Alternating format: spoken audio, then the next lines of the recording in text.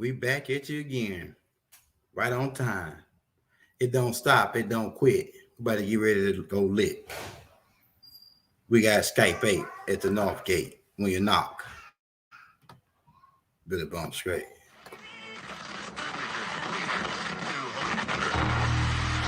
And the ancestors are looking out for us. Todd Hayes is exposing them, man. Okay, you see that chair right there? See how big it is? Yeah. Now look at the Pope chair under it. Scroll down, look at the Pope chair under Never have it been made so clear. Young TV.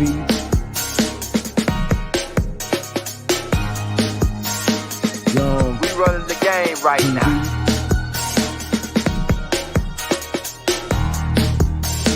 Young TV.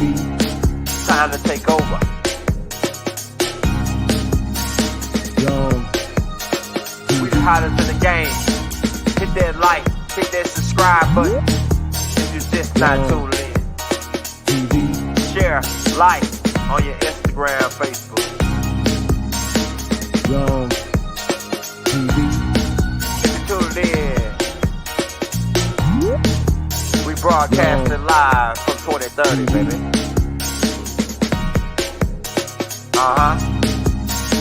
Young TV.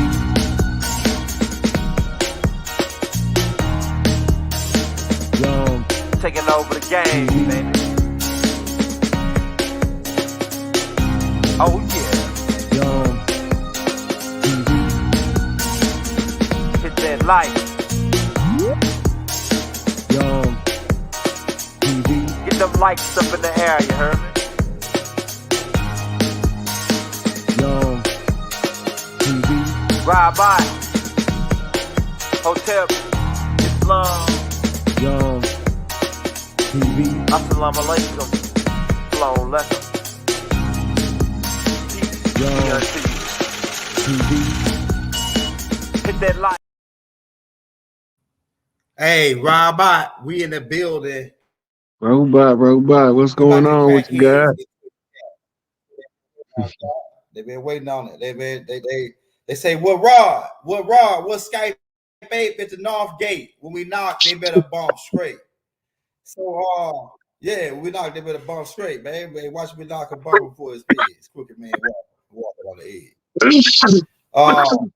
Yeah, man. Now this is not. Hey, we got a couple questions. I got the file put together for you too. With the we'll roll them. We got to give it at least 10 minutes before we can roll it though, because I know how they play it. You know what I'm saying? So, so before we roll them clips and the pictures. Did you get the pictures? Yeah, I got the pictures. I got the videos, 3 videos. I got all that in the file already. Before we roll it, I got a quick question for you because it's like a question about the red and the blue, the Crips and the Bloods, the colors. Remember Ice Cube, the colors. All right, so people think that this is really a game, and it kind of has been used probably like mind control to try to make us start a war on the land. But could you go into explaining of how this is tribal? It's really a tribal thing, and how Tookie Williams really was a chief, and Raymond Washington and all these guys, P. Stones, Jeff Ford, Larry Hoover, all these guys really were chiefs on the land, and these really are tribes that been made by really COINTELPRO to look like criminal organizations. Yeah. And some of the people did get involved with drugs and things because they wanted to get money and everything. But I'm saying they was influenced on that, even on that part, by the same people. The Knights of Templar, the CIA, they brought the shit in. The COINTELPRO, they used this to as thing, because you go into how it was set up, the colors or whatever, the Bloods, Crips, Streets, claiming and all that. Go ahead. Okay, so in the tribes, you got different tribes that have different customs in their family. The Red House is what they call Mama's house. The Red House is the one who have the inheritance rights. The Blue House are the governors, the ones that govern over the resources for the Red House. So this is the the woman and the man function is carried over into the colors of the tribe. Big Mama house is to make the red house and the blue house work together. Her colors is black and gold because she gonna hold the wealth back until both red and blue is in balance with the laws of Ma'at or Ma'ama, right? So when she give us instructions on how to put the house back together, some stuff gonna happen. You have to understand, this is why we going into the military strategy of the enemy and the narrative of the slave doctrine and how they convince us that it was our identity by miseducating us at Big Mama house. When you say black and gold, okay, so you got like Latin King's colors is black and gold, Vice Lord colors is black and gold, right? And black and gold color is the colors that represented the ones that was the guardians of Big Mama's house. She normally had 5 kings in her house. That and translates for the tribes as 5 high chiefs, right? And their job is, if the tribe is ever broke up, they have to figure out how to reconstitute the tribe. It's the same with the red house and the blue house. Now, we didn't call them that over here.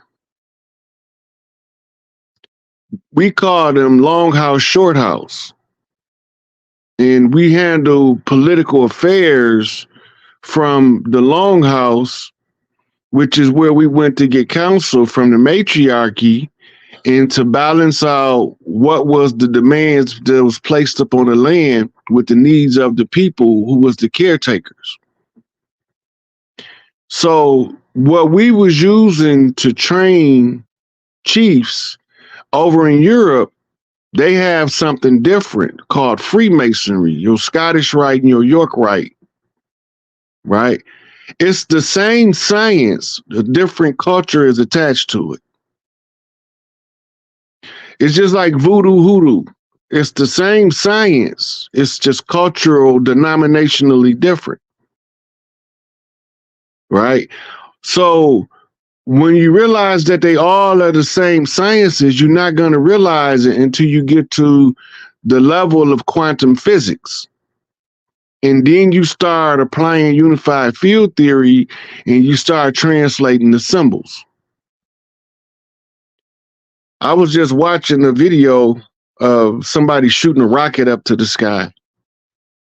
And they were saying another failed attempt at breaking the firmament, right?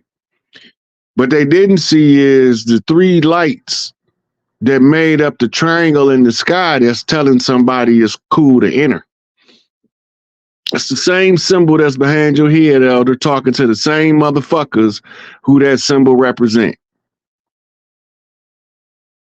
Right? They come in on what's called the green light. Hey, wasn't you talking about that recently? Turn your mic on. Wasn't you talking about the green light recently? Yeah, me and FaZe is pushing the green light, and it just a lot of stuff. When he started doing it, a lot of stuff just came in my head about the order, and this is actually the symbol that's on the rocket ship. This is the people that know about this order. This is Galactica. This is Galactica order for Melchizedek, because the people that fought with Michael. This is the time of the green light. Yeah. This is so FaZe is on time with time, as the nation would say. Right? Because when I'm reading these symbols, I'm also looking at the energy flow that's coming from the teachers. Because they're gonna be teaching according to their perception of what they sensing that's coming in. Mm-hmm. Right? I don't focus on the sky and the stars. I focus on Earth. Earthborn. Mm-hmm. That don't mean that I ain't watching the guy on Earth that's focused on the stars, though. Mm-hmm. You see the difference? He watching them, I'm watching him. Mhm. Long as he don't panic, I ain't panicking. Mhm. Because he know what they talking about. I don't have to know. I just got to know that he know what they talking about. Right? Mhm. So in comes the green light. That's funny. Today the 19th too, Sacred Seal. That's what I'm telling you, man. This is we're making the move. We're making the move. Get Bob out, man. I'm talking about on an alchemical level. On an alchemical level. This is we tried everything else. We got to move after this though. They don't want us to do that move, but this move right here, I believe this move gonna make a change. I told my mom right here is doing. I told my mama one day, I say, we done tried everything to get free except voodoo. Yeah. I said, like so you know what I'm gonna do, Mom? I said, you know what I'm gonna do, Mama? I'm gonna go and she's scared to death of voodoo, right? But she ain't really scared of it. But I told her I was going to study voodoo so I could find a way to be. What make me look to voodoo? Everywhere you look, they tell us don't look at voodoo. They tell us everywhere to look, but they always tell us don't look at voodoo. The enemy keep telling you where to look for your salvation and liberation, and you keep following everything he say. Look, that's all misdirection. Look where he told you not to look.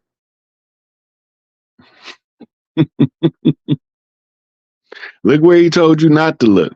Don't focus on where he's telling you to look, because he wants you to look there. Why do he want you to look there? He's trying to run something by you. You better pay attention to that sucker. He's trying to trick you. Yeah, you know what I figured? I figured that we like just in the ideology of Samson in the Bible, when he used to use his physical strength. So we did everything physical to get him out. Paperwork, all that shit failed. Seemed like and I know people say he out and this and that, right? But I know what they mean too, because Bob is a ascended master, so he could use anybody. He could come out and see anything. So I understand that part that he got the schools. So we try everything physical. This is the move that we try etherically. The green light. This is the move that we do. You know, we can't go too much into it, but people see what we're doing. They see what we're doing. Hey, but right. This is the next question I got for you, because I don't want to. I'm gonna go back into mute because I don't like to cut you out. People say, "Oh, because Raw, I like to let you flow." We dialoguing now. Okay, yeah, we dialoguing. So now, like Tookie Williams is my cousin, actually, right? Tookie. Now they criminalize them. They criminalize all the guys that were leaders of these organizations. Now, what was because I know the Crips. I'm gonna tell you about the Crips, and then you go from there. And like the Crips, when Tookie Williams came out, they was like a militant organization. They used to march to places, pick up trash before the side with Raymond Washington. This is what I want to ask too, because what made me mad with Raymond, and Raymond my cousin too. Raymond and Tookie Williams. I'm the Blue House. I'm from the Blue House. Washington is my granddad, and then Williams is my grandma. And he actually from Shreveport, where I'm from. They live in the same neighborhood. My grandma and Tookie, Lakeside, Allendale, right? And he went back and forth from California to Louisiana. He went to jail in Louisiana too. But these guys, the Crips, used to march around getting a big, like these niggas all swole, big niggas. You know what I'm saying? These big mama niggas, you know what I'm saying? Big swole cats. They used to pump iron all day in the front yard, Crips. Like in the Crips back then, they used to wear the big long. They actually took after the Black Panthers and the US organization. And then they set up what they started at first. They wasn't started as a gang to like they making everybody think to blame colors and all that. They started because when we got during the Trail of Tears, when we got pushed off our land, a lot of the chiefs got pushed to California because we went that way, right, on the Trail of Tears. And when we got there, the governors, they hired people, white boys from Mississippi, and these racist states to come up there and be police, to police the natives that when they got there, and they used to go around and beat up on us. Just see black girl walking down the street, black dude walking down the street with his girl, and the police would jump out and just beat them down. So it's police brutality, right? So what we did is we started organizing neighborhoods, right? In California, we started organizing neighborhoods to go around. So when these police will hop out and just start beating these people, which was racist police from down south Mississippi, they got extra pay raise to come to California. The time you're talking about right now, this is before the formation of the Panthers, which is before the formation of the Bloods and Crips. But it was still going on. Right. You gotta remember. Okay, this is where we stuck at. Most of the people, 99% of the people, do not know that the police is what we call a foreign agency operating under the false pretense of a government agency. The police is owned by the Masonic Lodge of the York Rite of England. The Blue Wall is the Masonic order of those police officers, right? The Blue Jay is supposed to be Tahuti, who sits upon the Blue Wall to oversee that justice is done. But they hijacked the lodge to use it to conciliate dirt in the name of righteousness. All the time they making laws to villainize the culture of the original people, which would be classified as the righteous, because they the ones that's in the right. So they classify them as if they criminals. They criminalize their natural behavior. It doesn't matter what they do. They can bust us up 1 billion times. We're going to always tribe up. It's in the nature. It's in the DNA. We pack animals by nature, and we gravitate. Birds of a feather flock together. We gravitate to our tribe, our clan, and our land. What was going on in this Conjure War is they was trying to prevent any of the chiefs from ever taking full control of one tribe. If one chief can raise one brave up to be a full feather war chief that can see the strategy used against the people, that's the only way out. There is no other way out, because they got us trapped on the blood right because of the Crispus Attucks conflict. Anytime we engage them in bloody warfare and deliberately shed the enemy's blood when we know who he is in warfare, then we give them another extension. If we go to the church, we following the contract of the 400 years Egyptian captivity. How can you be a captive in a foreign land when it's been your land the whole time? The murkying of the waters is this. The ones that look like us want us to think that the ones that don't look like us is behind the dirt, because they use people that did not look like us to block us out of the institutions, they law, they politics, controlling their religions. They didn't want us in charge of any of that. Because if we get charged of that, then we can read the documents they got in secret that's going to tell us what they supposed to have been telling us the whole time that they've been keeping it secret.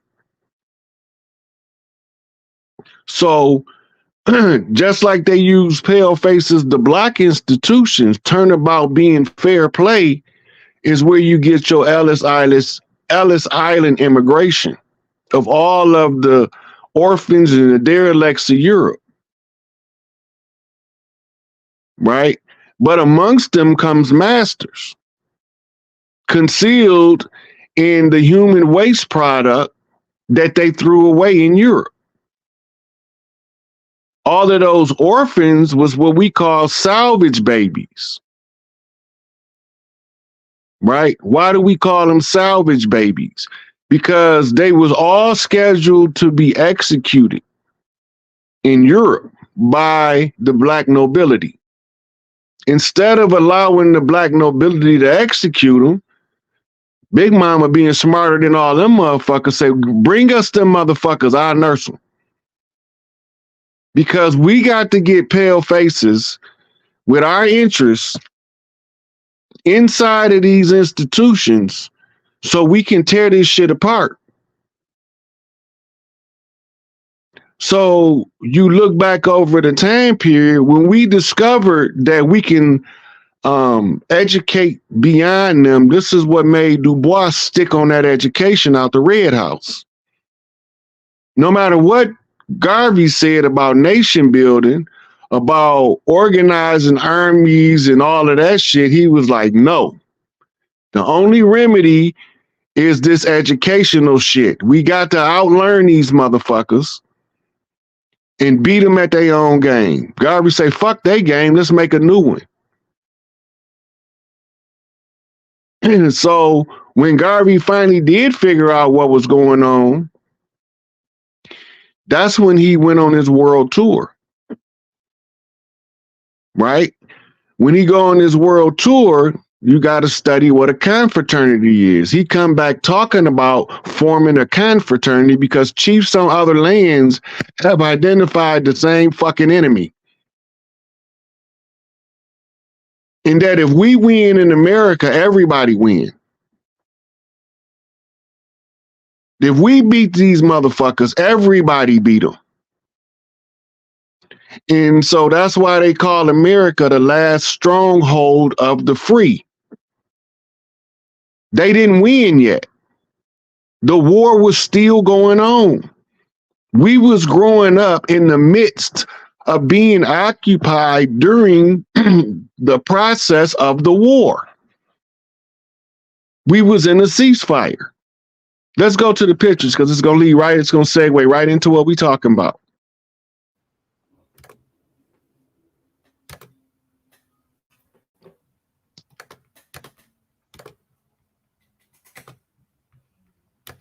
It's a migration map of America that I want to look at first.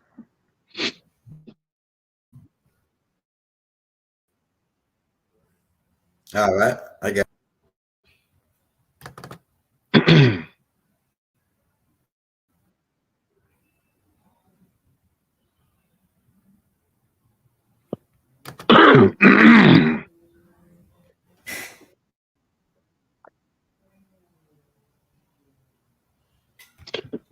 I don't see it.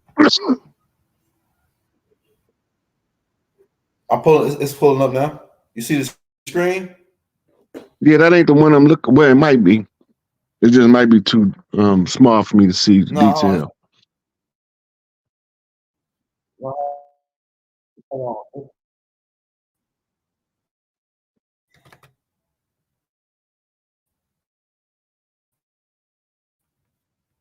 on. That's it. Mm-hmm. You see it? You see these? Okay, now let me show you. Can we get it any bigger?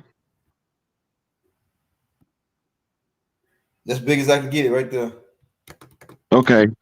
This is migrational chart. Remember, up there in New York, Okay.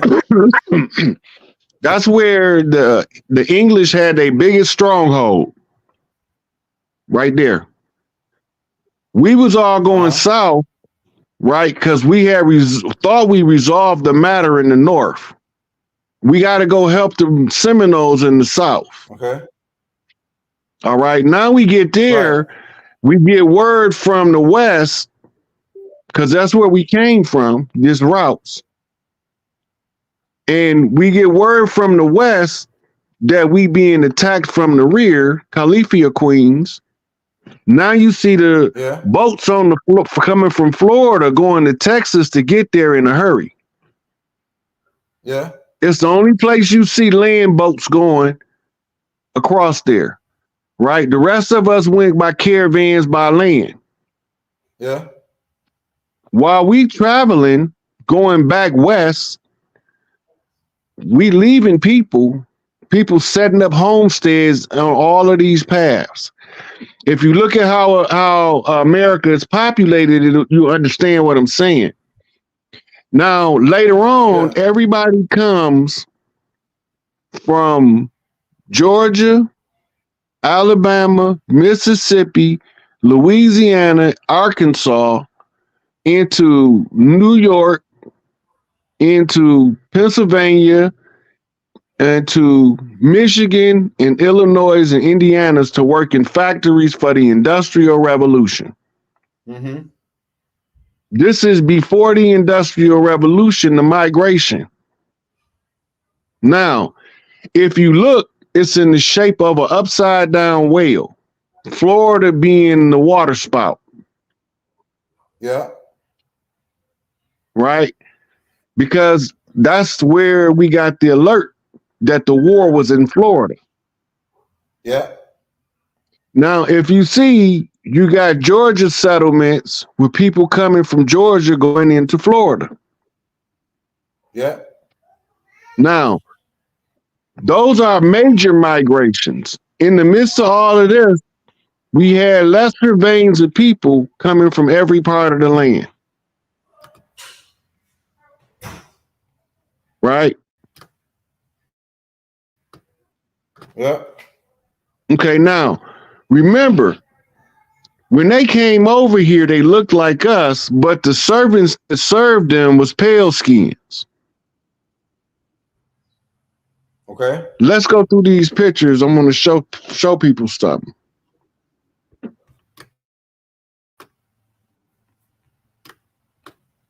Can you read what that say at the bottom? Rebecca. An emancipated slave from New Orleans.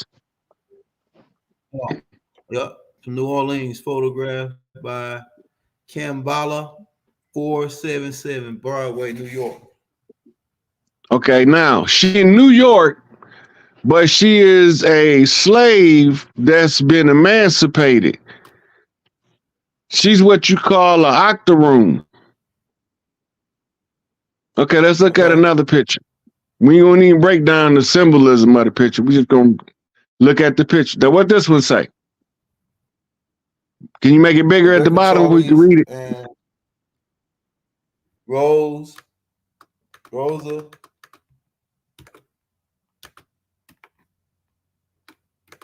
Slave children from New Orleans.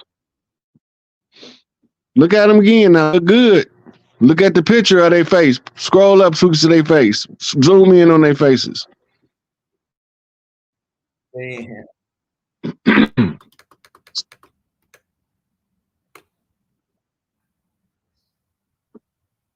These is emancipated slaves. This is what the so-called emancipated slave looked like when they left the so-called plantations. Keep going. Let's go to another picture. This is a bomb. That's a bomb right there, bro.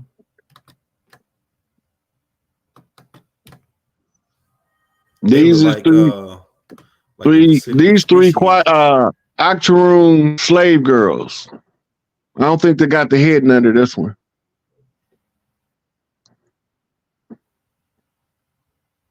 Okay, let's go to another picture. Got nothing to that one. Okay.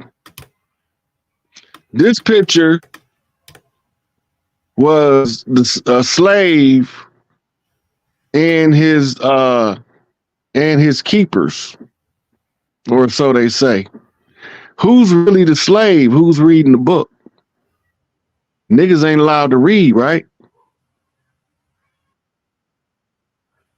Right. What he doing? Why would he be reading them kids a book when niggas ain't allowed to read?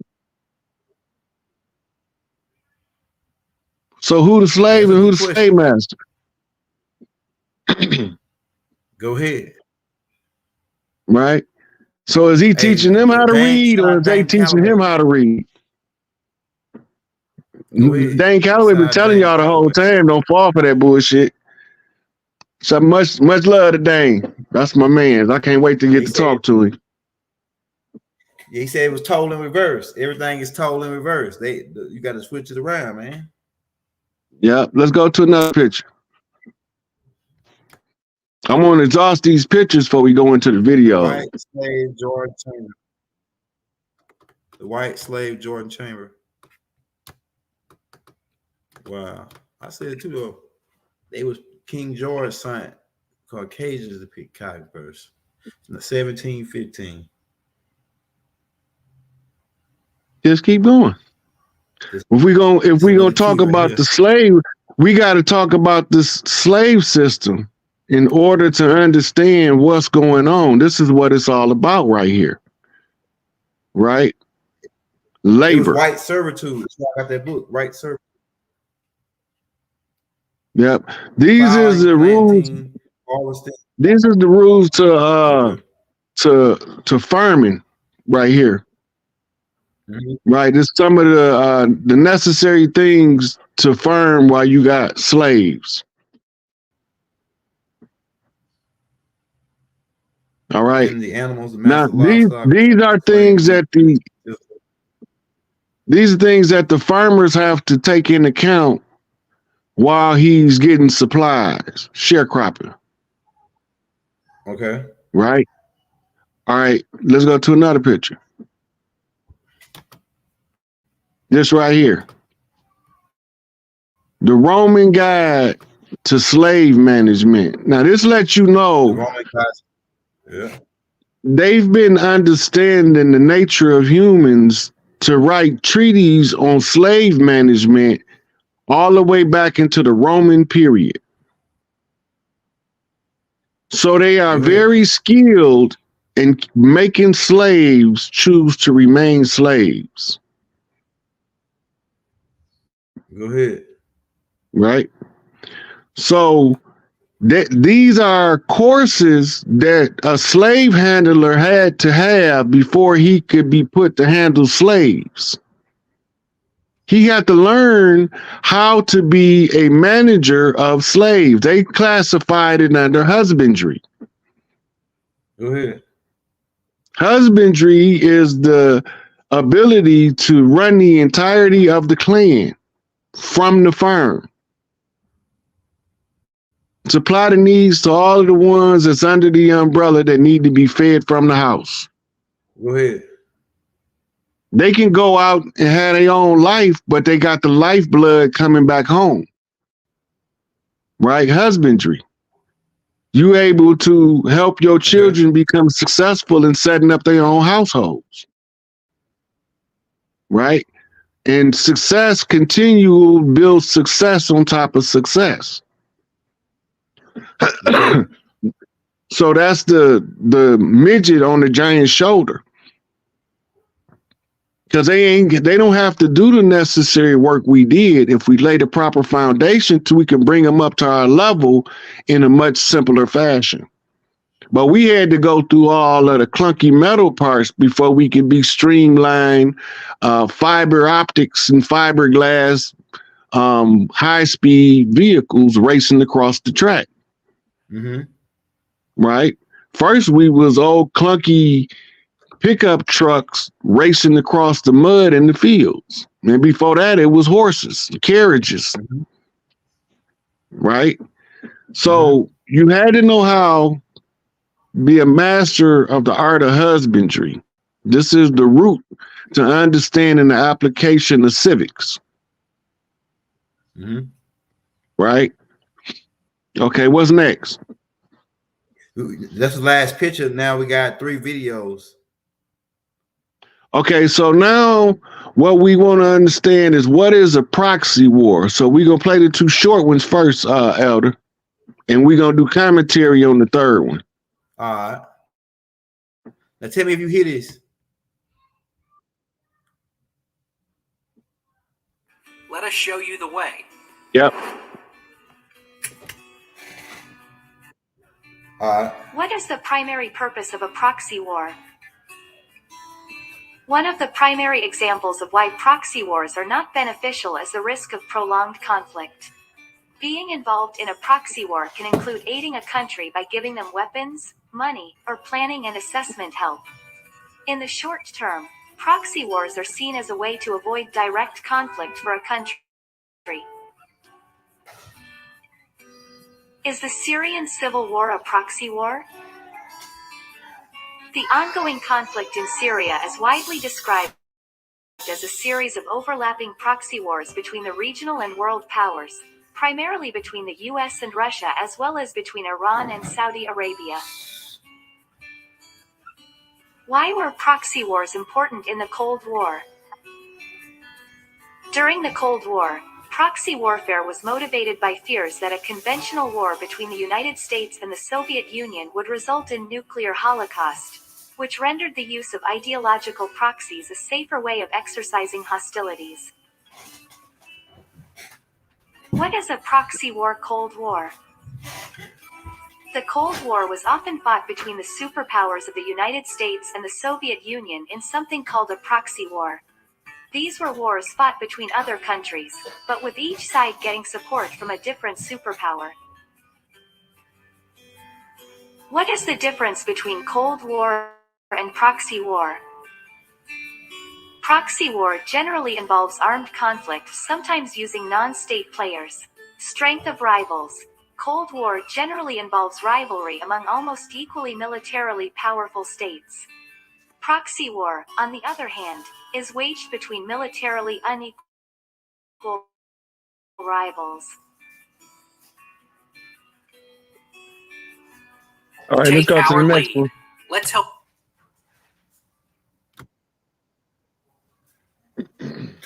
Proxy wars. In February 1946, George Kennan sent a telegram to the State Department that painted a foreboding picture of the Soviet Union.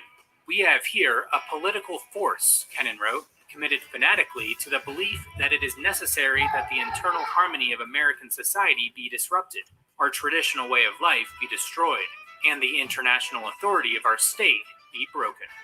A subsequent State Department report urged the federal government to resist vigorously Soviet efforts to expand into areas vital to American security. The report called on America to assist all democratic countries endangered by the USSR.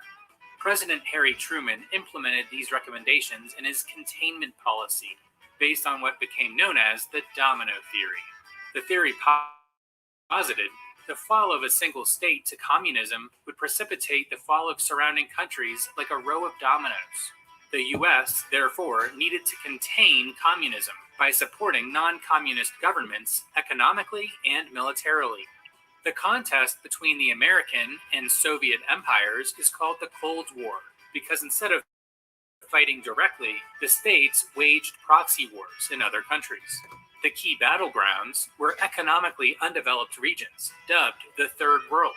The First World being Western democracies, and the Second World being communist dictatorships. The American and Soviet governments supplied weapons to opposing sides in Third World conflicts, vying to install puppet governments. The Cold War seemed to usher in a new type of imperialism, but it actually resurrected the ancient formula of the Persian Empire, which installed pliant local governors, known as satraps, to provide the illusion of autonomy in conquered provinces. The newly established CIA-orchestrated regime changes in dozens of countries, often installing brutal dictators such as the Shah of Iran and Mobutu Sese Seko in Zaire. The strategy backfired constantly. American-backed dictators commonly faced coups and assassinations, and their oppressive policies seemed to confirm Soviet critiques of America, even though Soviet-backed dictators were no less brutal. Instead of containing communism, proxy wars exacerbated Third World conflicts. Some even escalated enough to draw the American military into combat. For example, the US originally supplied weapons to the French military in Vietnam. After France was driven out, President John Kennedy sent equipment and troops to train the Notice the anti-communist colors, forces right? in the South. Within a few years, American soldiers were fighting. The Yep. Vietnam War spanned 3 presidential administrations, expanded into Laos and Cambodia, and resulted in the deaths of 58,000 Americans and Wow. millions of Southeast Asians. It was also America's first military defeat, as communists took power in all three countries. Yet, to the surprise of foreign policy experts, no other dominoes toppled. The Cold War ended in 1991, securing America's global hegemony. Proxy warfare continued, but with Russia's evil empire defeated, America lacked a unifying enemy. This changed in 2001, when George W. Bush declared war against terror.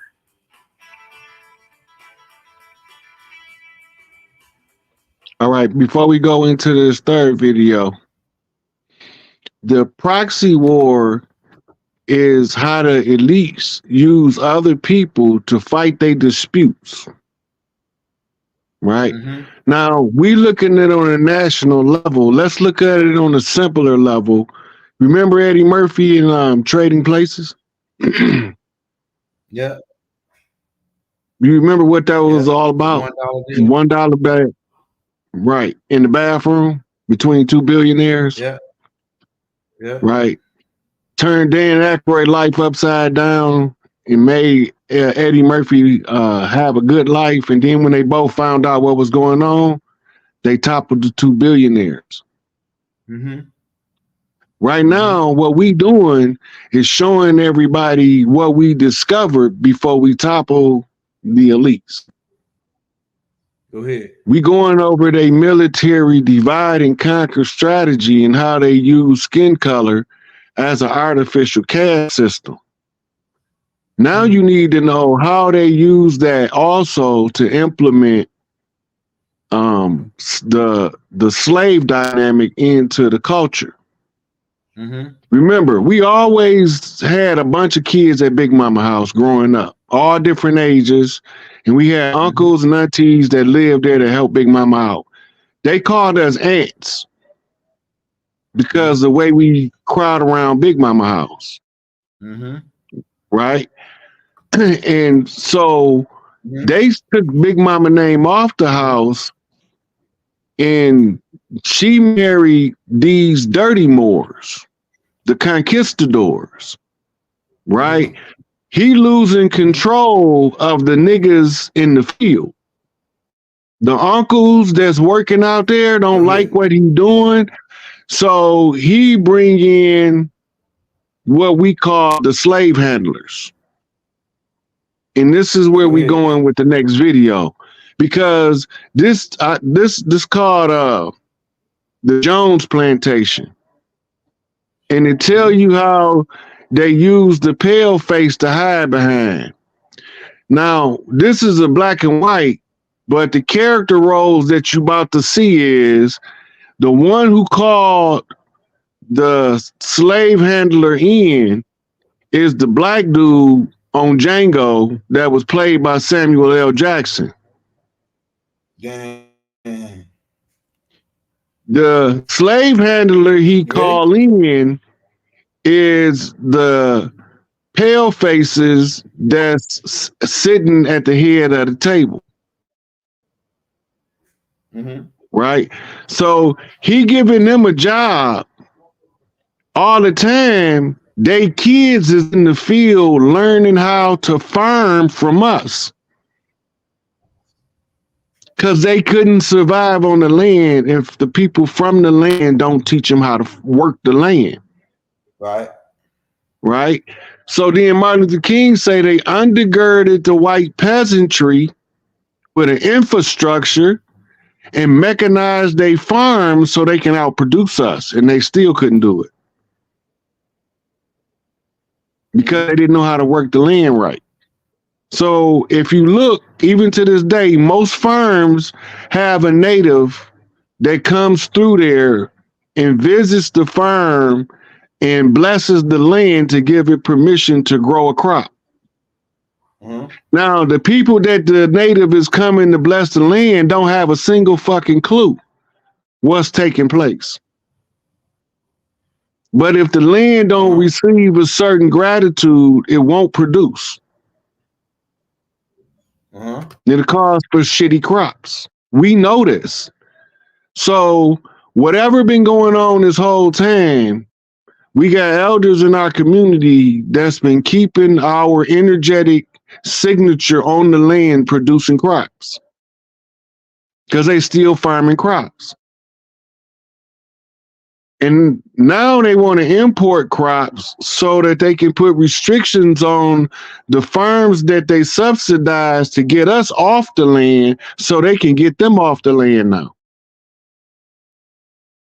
See how they did us? Using us against each other. We ain't supposed to never see this. Go on here, play on that next video so they can see what I'm talking about. This is how it worked. This is going to show you exactly how they explain it to you to keep you in line with the slave narrative all the time. They're altering and changing your history. Mm-hmm. We got him.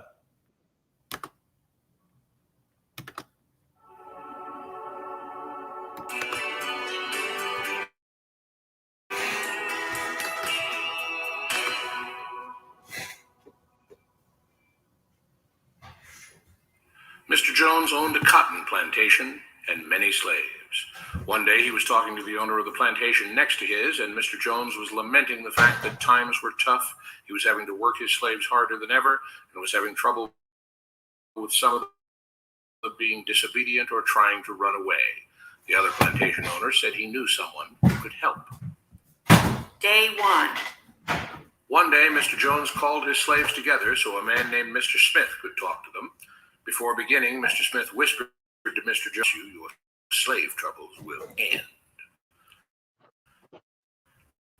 "My name is Mr. Smith," he said to the slaves, "and this may be the happiest day of your lives. From today forward, you will no longer be slaves." But Mr. Smith gestured for him to remain silent. He did, only because the other plantation owner had spoken so highly of Mr. Smith's skills.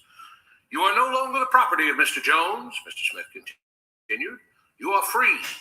No more will you be forced to labor for the benefit of Mr. Jones. Now you can work for yourselves." Now the slaves were all murmuring and looking at each other. Many were smiling, many were looking puzzled. "In fact, you are now free to leave the plantation whenever you want," Mr. Smith said. "However, since we are surrounded by other plantations, if you leave, some other plantation owner will likely claim you as his own the moment you set foot on his property. So I urge you not to risk your newfound freedom by doing something so foolish. Instead, I suggest that you stay here, no longer as slaves, but as willing participants and part owners of this plantation. Yes, this is now your plantation." Mr. Jones bit his tongue to keep from objecting. "For now, we might as well leave Mr. Jones in charge," said Mr. Smith, "since he is the only one with any experience at running a plantation, which is quite a complicated thing to manage. But he will no longer be your master, but just another worker on the plantation. In fact, he will now be using his organizational and management skills to serve you. Whatever problems you may have had with him before, you are now all equals, and you need each other to make this work. If we all cooperate and work together, we can all reap the benefits together. In honor of this happy occasion, I present you this new symbol of togetherness and cooperation, this flag, which shall be the emblem of the new free Jones plantation." He held up the new flag, but most of those listening were still too amazed to respond. "And this shall be our motto," Mr. Smith announced. "We work together as free men for our mutual benefit, pledging our allegiance to the Jones plantation, which stands for prosperity, liberty, and justice for all. To celebrate, everyone has the rest of the day off. Enjoy your freedom, do as you please, and be back here tomorrow morning, bright and early, so that we may begin work on this great and noble new endeavor as equal free men." Finally convinced Mr. Smith was serious, the former slaves applauded and cheered. Day 2. "We all want this plantation to do well," Mr. Smith said at the beginning of the next meeting, "so we can all share in the benefits. We all know that it takes a lot of effort to make a cotton plantation work. Just because you're all free doesn't mean you can stop working. In fact, since you're now working for yourselves, I expect you to work even harder than ever before, but now with pride and joy, knowing that you're working for yourselves. Of course, there still have to be rules. If everyone just does whatever he wants, the plantation won't produce anything. This experiment will fail and we'll all starve. You should be thankful that Mr. Jones has agreed to stay on to lend his knowledge and skills to this endeavor, and I trust you will all do your own part to make this work. Several of you have been chosen to act as project supervisors to manage different aspects of the operation, to make sure everyone is doing his assigned job, to make sure that the rules are followed, and so on. The rest of you may head out to the fields to start your first day of work as free men." Day 3. The next morning, Mr. Smith had a grim expression on his face as the Daily Meet. Yesterday, Charles was caught keeping some of the cotton he picked, presumably to sell for his own personal profit. That is against the rules. That is stealing. For that, Charles must be punished. Two men tied Charles to the whipping post. I take no joy in this, Mr. Smith continued, but you must understand, if we do not maintain order, if we do not have rules that we all abide by, then the plantation will fail and we will all suffer. The whip cracked against Charles' back. But if we all pitch in for the common good, then we can all prosper. Being free doesn't mean you should be selfish and greedy. Benefit. And each of you will Whooping the receive leader. your appropriate share of the profits. A young man came forward. But if you and Mr. Jones decide the rules and whip us if we disobey, how is that any different from what we had before? How can you say that, Mr. Smith asked. I'm shocked. You were a slave before, and now you're free. Things still need to be managed and organized by those best qualified to do so. Do you know how to run a plantation, Samuel? Well, no, he answered. But if we're free, why do we get no say in what the rules are and how things work? I'm surprised at your ingratitude, Mr. Smith answered. None of you know how a plantation is run, so you're in no position to be making decisions about how things are done here. You don't seem to appreciate all the things that Mr. Jones provides for you, from protecting you from all the outside threats you know nothing about, those who would come here, capture and enslave you, if not for Mr. Jones, to making sure that you all have food and housing, tools to work. Okay, so now you've seen them when he's telling them they free, but they can't leave the plantation or they gonna be slaves somewhere else. Mhm. This really the families that he's talking to. And these is the people that's skilled in keeping the slaves for the Romans, the Etruscan Moors, more Zionist Jews. Mm-hmm. The whole time, they Mr. Jones. He owned the plantation because Big Mama died. He probably poisoned her. Yep. He went to the other slave master, his homeboy, the other black hand, and say, how I keep these niggas in line? Now the Big Mama gone, they won't act right. Boys bucking for position. Right? Slavery was given to us as the cover story. We wasn't the ones enslaved, Davy Walker's appeal. We was watching the enslaved wondering what the fuck is this shit? Wow. You can categorize every human endeavor as a form of slavery if you want to. Because they go back in history and they talk about slave this, slave that, slave this, slave that. But they don't all mean the same thing in every culture. Mm-hmm. Right? Because in different cultures, workers is classified as slaves, even if you're getting a wage. Right? Mm-hmm. Because according to the Corpus Juris Secundum, the only difference between a free person and a slave is the wages that they make. That's why they got a minimum wage. Anything less than minimum wage is classified as slave wage. Then labor laws, all that tie in, right? Yep. So they bring this interim government in that we supposed to have this spirit of 76 about, because we won the war. Go to Google and type in the word emancipation. I'm going to show y'all that it means the transferring of, it's the transferring of status or something.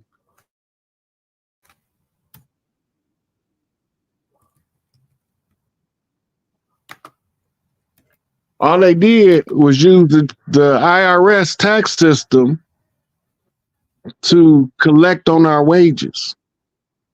Now we forever paying for being enslaved.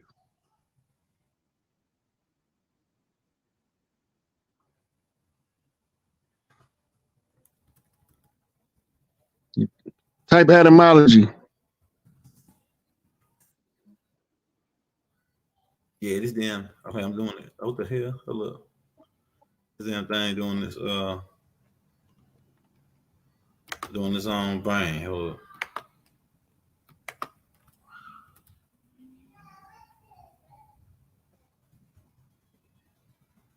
I was doing a little hesitation.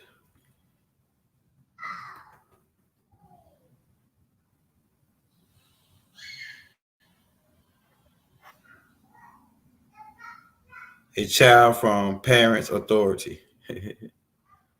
The act of liberating a child from parents' authority, which is in turn stem from Emmanuel Capera, captured from someone else's hands.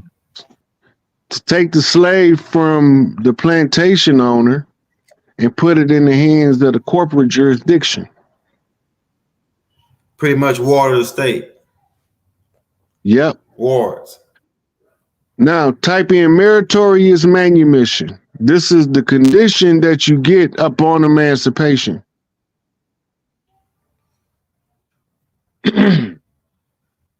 Oh shit. Hey, say that first word again. Shit sound like meritorious. Meritorious. M-E-R-I-T. Yeah, meritorious. M-I-T. M-E-R-I-T. Hold on, I'm getting brain lock over here. O-R-I-O-U-S. O-R-I. O-U-S. Yeah, meritorious manumission. Deserve reward or praise.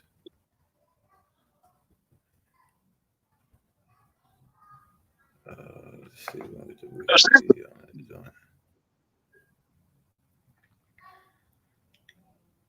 Enfranchisement is the act of freeing slaves. The motivation for manumission was complex and valued. So it's like a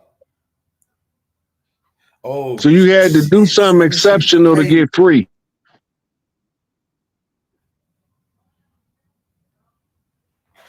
Oh, shit, look at what this word mean. So once you get your meritorious manumission, they're liberating you from the hands of the private holder, the privateers, into the corporate domain and the corporate jurisdiction.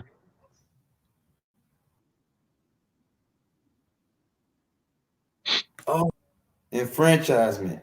And look at this right here. Now, if you break the word down, it's like it's something about governing the mind. It's something about the mind. But it says to giving of a right or privilege, especially the right to vote. So like license and all this, so they said it's privilege to us. We didn't really need all this, but this is part of our enslavement, right? Yeah. Okay, now if you see this word franchise is the root, you know what a franchise, like the McDonald's franchise? Yeah, that's right. Under the corporate, that's the same thing I'm thinking. Enfranchisement means to bring you into a franchise. The franchise now is the United States corporation, and in order to enfranchise you, they have to make you a national and give you what they call citizenship as a national. It's a ship. Go ahead. Right?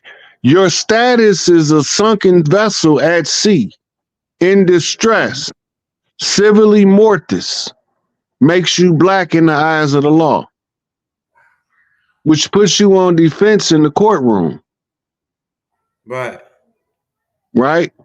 So now because you're in franchise, you're under the jurisdictional domain of the primary franchisee, the one who owns the franchise.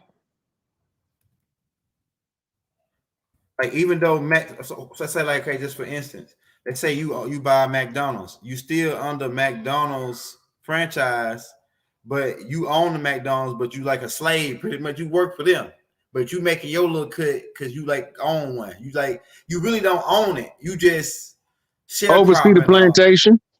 Yeah, I pay them much.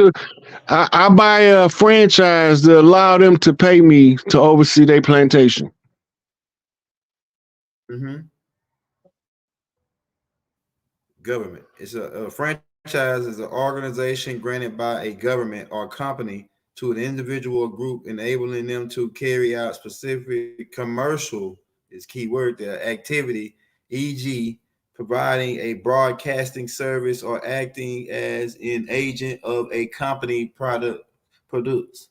Toyota grants a group of franchise the right to vote. Okay, now So type all crime. Type all crime is commercial. Because you see what you just said, right? This how they trap you. All crimes is commercial. Well, our commercial. All crimes is a commercial must have natural and power. All crime is a section 72.11. All crime are commercial and must have natural and nature and cause and be prosecuted in the name of the people of the states. Yeah. As a real party in interest. Yeah. The people of the state of the corporation, keyword the fiction. Oh shit, son. They telling you the whole fucking layout right here. This whole concept. I read all this shit before though, but it's like, you know, it's just coming back around. Yeah, now you see where it fit in the overall scheme of what they doing. Yeah. The United States is not our corporation. The Supreme Court ruled that the United States is the 10 square mile known as Washington, D.C. at the time. That was before it got closed down. Mm-hmm. We were occupied territory. Look up occupied territory so they can see what the definition means.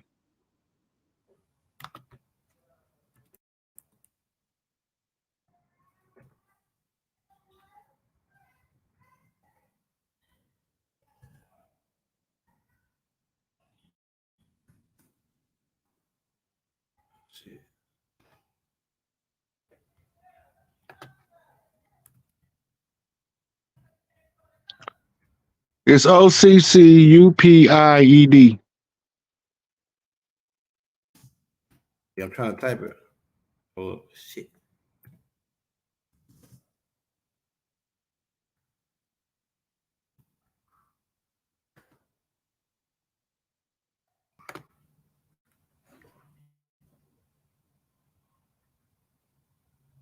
An international law territory considered occupied when it is actually placed under the authority of a hostile army.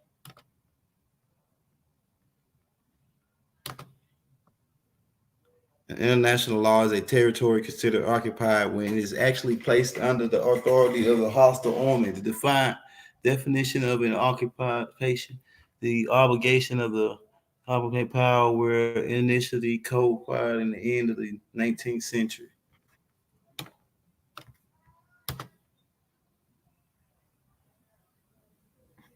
Okay, yeah. So it's like we under occupation from a foreign army, military. That's what they were saying when they was talking about the British, the Bar Association, the British accreditation registration. Yeah. Right. Yeah, so but it's really short for it was chartered as the Barristers Association. The first charter was given by King George in 1863 or 64. To institute arbiter an arbiter between the occupiers and the occupied. They were supposed to be the ones that keep the order between the two by order of the King of England. Right? So they was doing business with the 5 civilized tribes. All the time they trying to slide in as Spaniards in the South. So this is how they was settling it in the Northeast. In the South, we was fighting. Right? On the Southeast, we was fighting the Spanish. In the Central South, what we call the Gulf area, we was fighting French. And then on the far west, we was fighting the Spanish. Right? But we didn't get attacked by the Spanish on the west until we started to make mass migrations to fight guerrilla wars in the Southeast. And we was just on our way. Right? And those places that became plantations, that's where we rested at when we got in the South. What'd you say, Elder? You muted yourself. There you go. Got a quick question on what you going on, because this right here, you just gave me some more stuff right here. Like it's light, but it was like right there in our face, like this, like it's like a systematic thing of how pretty much that's like going to work at Walmart and clock in. They're saying you working for fiat that really is a debt. You never even we still slaves as long as we work for the debt. Like say if you go clock in, you get paid fiat. That ain't real money, right? So it's like we still slaves really by going to work. We still it's the same game. All they did was turn the slaves, took the slaves from the privateers, the private owners, and took it into the custody of the federal government so they could put everybody in slavery. That's right. We all in slavery. Everybody that was tied to the IRS was in slavery. Everybody that had a credit card was in slavery. We didn't know it. We was learning how to manage their debt by managing debt that they allow us to handle. Yeah. It had nothing to do with us. It was cold. It was cold. Play the rest of the video. Just agreeing. It goes back to us just agreeing with them, man. Just agreeing with their system. I mean, just those two. Divorce yourself from the system. Some people are ciphers, though. They like it. They like the system. They want to stay in the system. Work with, you're cared for when sick and injured, and so on. There wouldn't be a plantation at all. No cotton to pick, no land to plant and harvest, if not for him. You should be grateful that he's made possible the level of comfort you now have. Your lives would be far worse if not for him. Nevertheless, as free and equal participants in this endeavor, from now on at each meeting, any worker may have 2 minutes to ask questions or voice suggestions or complaints. With that, the workers all seemed satisfied and headed out again to the fields to pick the cotton. Day 4. I have a big announcement, Mr. Smith said as the daily meeting began. Mr. Jones' cousin is here, and not just to visit and see how our project is coming along. It has been decided that from now on, you will be deciding who will manage the plantation. Of course, this job can't be done by just anyone, but every 3 months we will have a special meeting at which all the workers will vote on whether we think Mr. Jones should run the plantation or whether we think his cousin, Mr. Johnson, should run the plantation. That means that ultimately you are in charge because you will be deciding which man you want running things on your behalf. If you don't like the way things are being managed, you now have the power to change it. Amazed and pleased, the workers headed out again to the fields to pick. The days passed, months passed, a year passed, and the plantation continued to operate as before. Sometimes Mr. Jones was in charge, sometimes Mr. Johnson was in charge. But the day-to-day day routine stayed exactly the same. The workers worked hard, long hours every day and still had little to show for it. Every day the meeting would begin with them all reciting the Jones Plantation motto.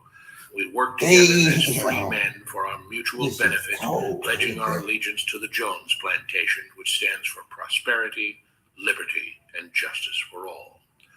One day, Mr. Smith announced, "Samuel is asked to say a few words this morning, and whatever the rest of us may think of his ideas and opinions, we are all free here, and that means we are all allowed to speak our minds.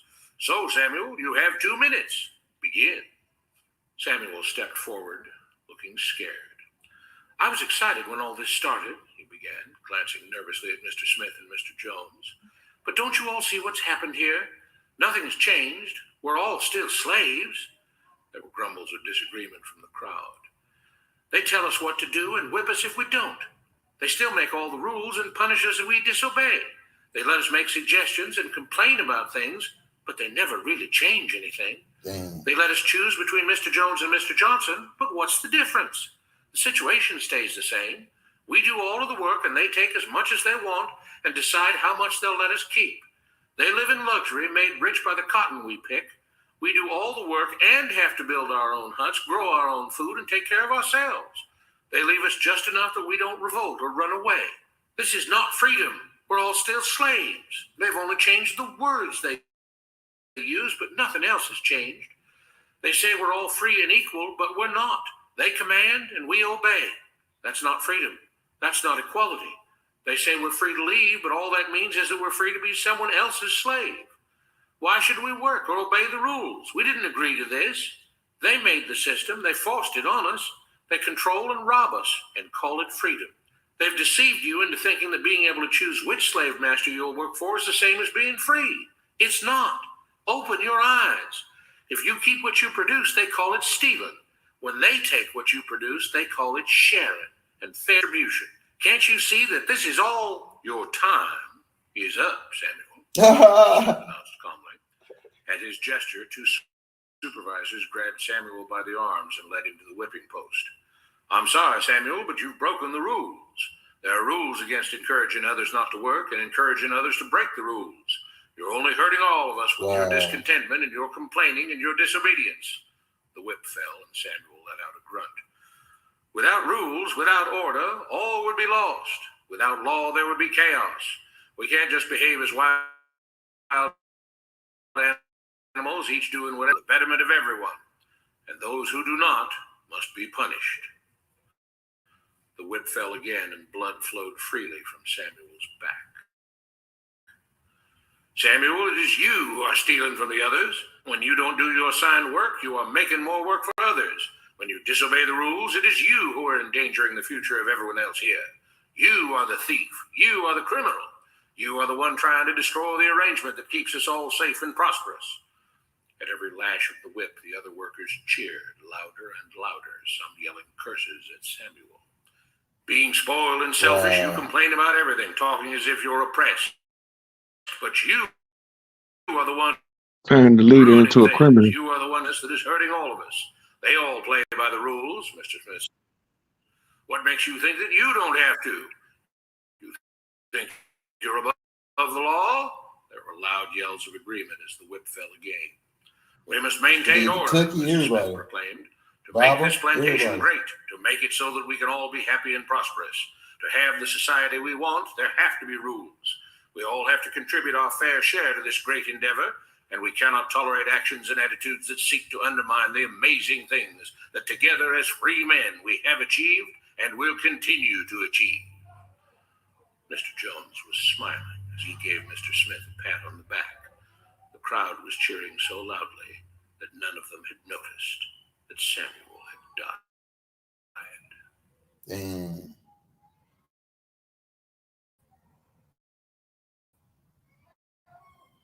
Accurate or reasonable than what Mr. Smith taught the slave. Man, that's deep. That's so deep right there. So like so Chucky Williams, Jeff Ford, all them guys, the Samuel type guy who stood up and they make an example out of those guys so that everybody else will be scared to follow in their footsteps or follow behind them even. If we understood what was going on to the degree that we understand it now, Jeff Ford would have took this bitch over. We didn't understand what was going on when they was too young to see the problem clear enough to fix it. See, they coming up and they creating the relationships that facilitate their status as chiefs in our communities. The system, what we call the government, is looking for the young chiefs that's trying to fix the community. You mentioned earlier about the Crips. The Crips used to have breakfast programs that they learned from the Panthers. The Bloods did too. Right? Yeah, community restoration and progress, GD. It was all growth and development. It was about building a community. It wasn't no game banging. Yeah. Go ahead. All of them that were organizing community outreach programs was labeled as gang leaders. We was tribing up, but we was tribing up trying to repair the community. COINTELPRO, which this is the government telling you this, ain't me, was designed to stop us from doing that. Why?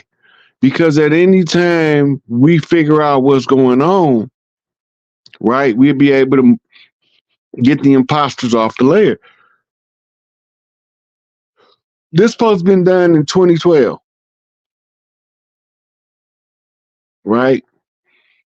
But because where we was in our development, we got hijacked by Garden Plot Phase 3, the Obama project,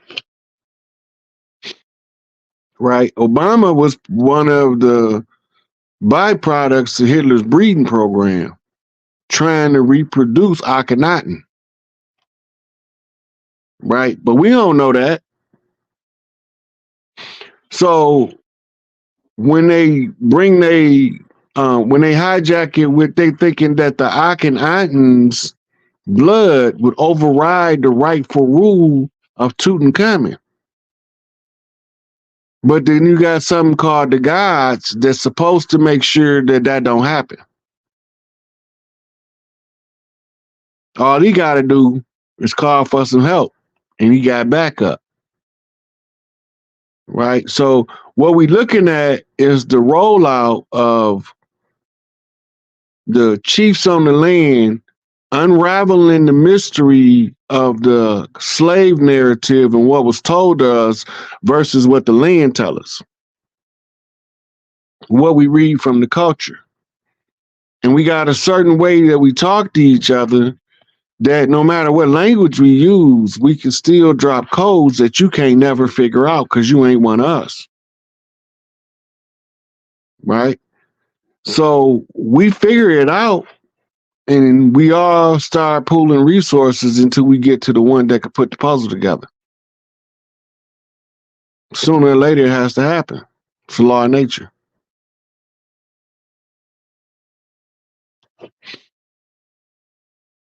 Hey, what made me like when like the Crips, right? And then they was doing all that stuff, like they was protecting the people in the community. That's how on the Tookie side.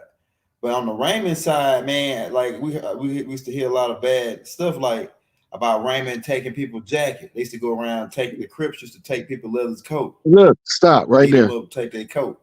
Stop. We talking about when Tookie and Raymond went, they were still teenagers, man. Yeah, go ahead. You don't know what the teenage terror years is? The tribe's been doing this for eons. Go ahead. How your homeboys gonna know you a rider if you won't ride? How you gonna be battle tested and you ain't never had a battle?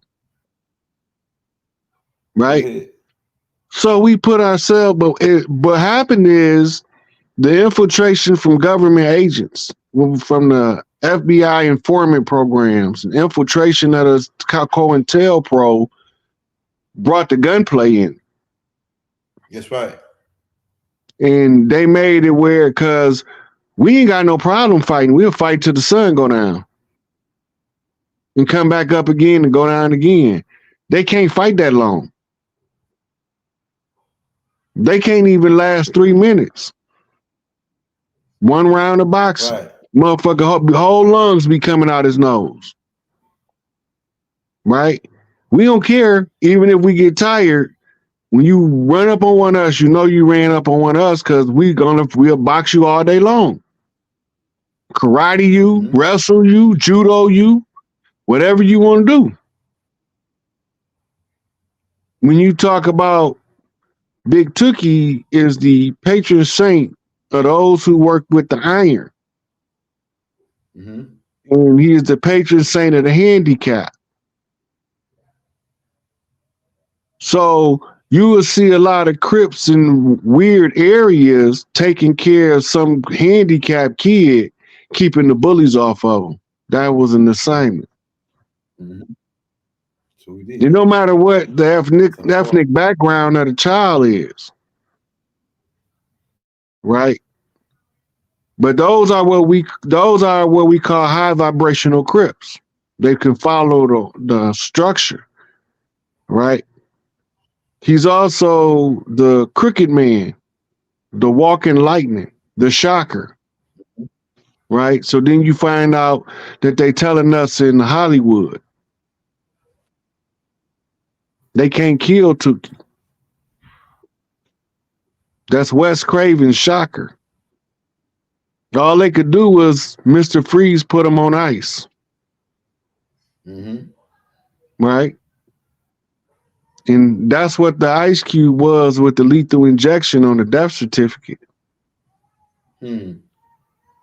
Once you've been sentenced to death, even if you put in cryostasis and brought back later, you still served your sentence. The COINTELPRO, like I was wondering why Tookie Williams' name got a thick file on J. Edgar. Who was this? What was that about then? And then they stole the COINTELPRO stole a blood car and shot Raymond Washington to start a war in California over the blue, between the red and the blue house. And what they we caught him. We caught him infiltrating in the 91 Rodney King riots. Yeah, that's where we could. Because the police got their ass shot up. Trying that shit because they was calling the Bloods was at a truce party with some Crips, and when they rolled up, they was calling out the Bloods set who was at the party. The Crips gave them the guns. Yeah, and the Bloods handled it because they wasn't real Bloods. But when they found out, they was two of them. One of them was a gang task force from I think the sheriff's Rampart, and two of them was FBI undercover COINTELPRO agents. Right. So they sent him in. You remember 21 Jump Street?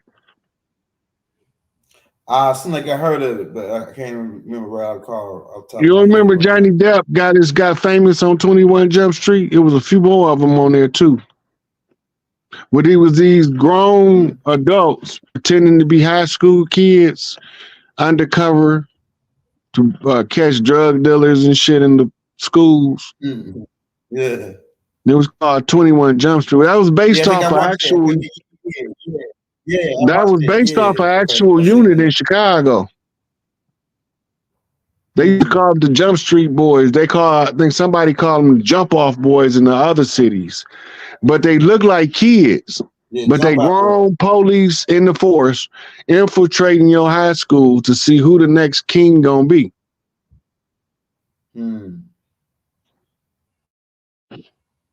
That's deep. Johnny Depp. Deep. You know what I'm saying? Johnny Depp. Yeah, another question I got for you. We're going to take some questions from the crowd. We got about 30 minutes, y'all. About 35 minutes. But another question I got for you. is that we see that they want this when the CIA took over or whoever took over to spread it like a mental thing to make it like a war, because like in certain areas nobody wasn't even gang banging, like it was just a California thing. People saying it originated out of California. No, banging was called knocking around back in the day. And all it was the boys was fighting for dominance in their cliques, and then they fight with dominance against the rival clique. That was in our culture. They still do it in Africa without it ever resorting to gunplay. And some of the islands too. You had two whole crews of dudes out there boxing. Nobody never pulled a gun or a knife. It's a certain tribal honor. They call it knocking around. It's a knock around game. It's you fighting for supremacy. Right. Well, catching the fade different. Right, because catching the fade can include peeling your cap back with this Trey 5.7. They call that catching the fade too. Right. We talk about squaring up, right. Yeah, squaring up now. Yeah, that's when they want to square up, nigga. Yep. But catching the fade too broad of a term. It's a whole lot of shit could come with that. Because circumstances require the fade to be. Look, the circumstances require the fade to be different on every level. Yeah, right. I noticed too. They do like the jump ins and everything when you get part of the gang. Some people don't. It's different ways they do it. You don't just. It's like with anything else, man. You don't want to go to war with somebody that's gonna buckle under pressure. That's it. Right. And you got to keep your soldiers. You got to keep your soldiers solid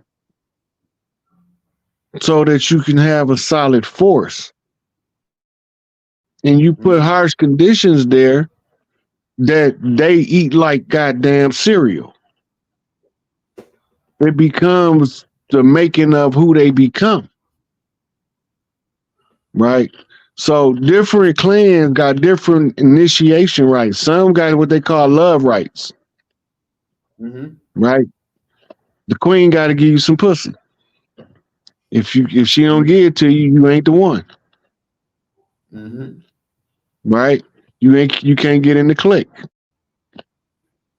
Right? But now they call her the neighborhood slut. I remember Tookie and them used to go like even the Black Panthers, like they criminalized these guys and made them out to be criminals. But I remember we didn't even need police. They had their own ambulance service and everything, the Black Panthers. But I remember when a man, because it's how Big Mama, the Black Panthers was bringing Big Mama energy back in. And why I say that is that they had on the land to where if in one of their neighborhoods, if a man jump on a woman, they was coming out to address that and to talk to that man and see what was going down. If that man was tripping for real, they would handle up on him. And so, like I heard one of the beings say that back in the day, if they got it was domestic abuse, they didn't call the police, they called the Black Panthers. And niggas guys, when they say, "Oh, we ain't calling the police, we calling the Black Panthers," and they knew that when them niggas pulled up, them niggas gonna put bees on you. You know what I'm saying? The police, you better off going with the police. Sorry, so could you go in a little bit on that, on the Big Mama's rules? Big Mama's laws is different from a lot of laws. These are statutes and codes. A lot of this shit ain't Big Mama. From what I remember, we used to call uncles. Go ahead. Right. They got some uncles. You call them big ass uncles out there, then all they want to do is fight. But see, the enemy made the girls take advantage of that with the feminist movement. Right? And they was using the uncles and the cousins that protect them in the wrong way, and then they find out she full of shit, and now you got 2-3 cousins sitting up in the penitentiary on some bullshit because the girl got mad over some simple shit, some emotional shit, right? So the government started weaponizing our culture against us. Anything we did naturally to protect our communities, they want to break the family up. That's part of their program, break the family up. The hard part is for us is, even if the family broke up, stay connected with the parts of the family from a distance. Because we always can overcome the obstacles when we're working together for the same goal.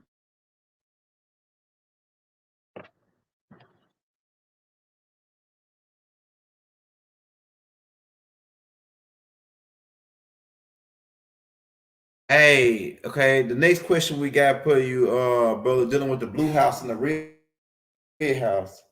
Okay, so people want to know, ask the question, how will they know what house they from? Are they from both houses? Or are they from the red house or the blue house?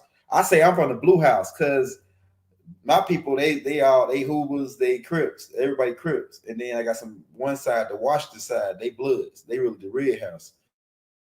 And then the blue, but we blue house and red. I'm connected with both sides, I believe, red and the blue. But what like Larry Hoover, he was a blue house. Was Jeff Ford the red house? Like, could you break some of that down? Who was what house? Angel Bay is the El Rook, and he is the Rook. He is the law. He's supposed to enforce the tribal law across the land. Larry Hoover is the chairman of the board of the Blue House. He's the spokesperson for the collective clans. Whenever there's a message that all of the clans need to hear, his job would have been to come and give us a report. So they got to get him off the land.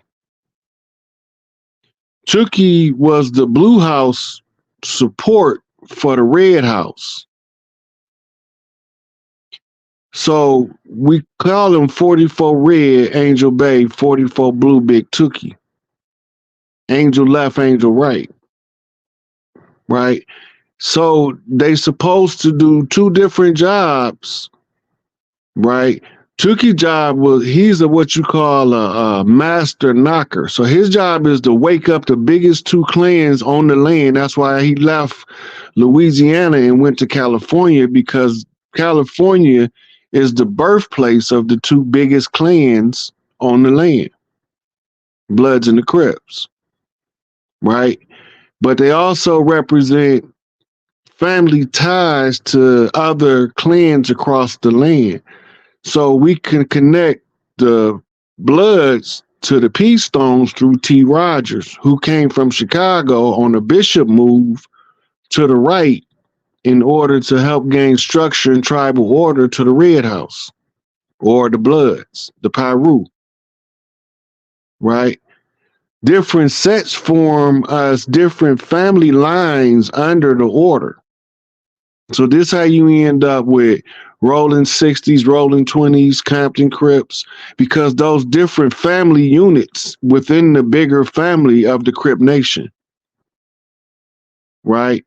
And if Tookie able to talk to him and remind them of the heritage and the culture and the pride of the Blue, he wake them up to their higher consciousness, and they automatically a military contingent active.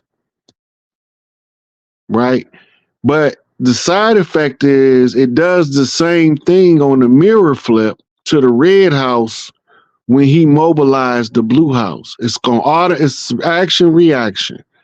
It automatically happens. So Angel Bay have to be the one to show what we call Peace Stone love to the Red House on the West, and he helped them to gain control of the youth.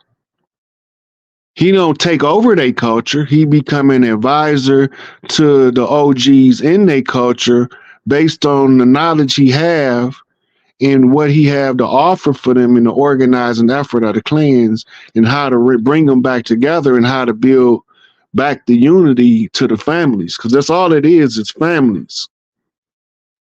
When we saying clans, tribes, gangs, we talking families. And you gravitate toward well, the strongest pull on your bloodline is where you end up at. You will know your natural likes. You tie to a totem clan through the animals you like.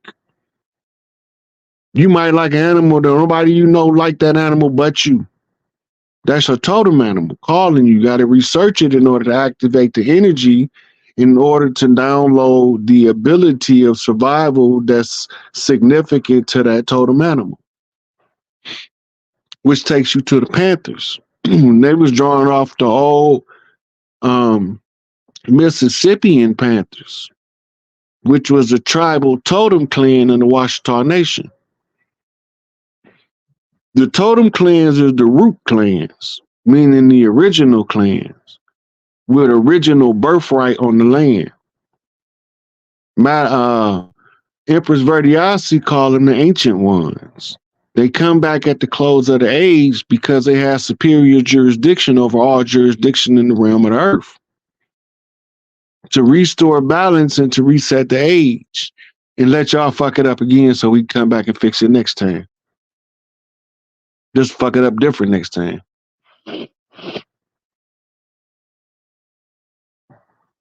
It's a training playground in the game of the guys on how to be a god in your own domain. By going through the turmoils, you learn that you got to have a resistance that's controllable for the people to release toxic energy, and it's the same as filtering a fish tank. Proper filtration of the energy keeps everything in harmony. Take you back to Atlantis. And that's why they say Atlantis had a council of elder women, and from that council, they never had wars. And all of a sudden, something happened in the laboratory that didn't have nothing to do, but it opened up something that caused wars to come to Earth. Karma.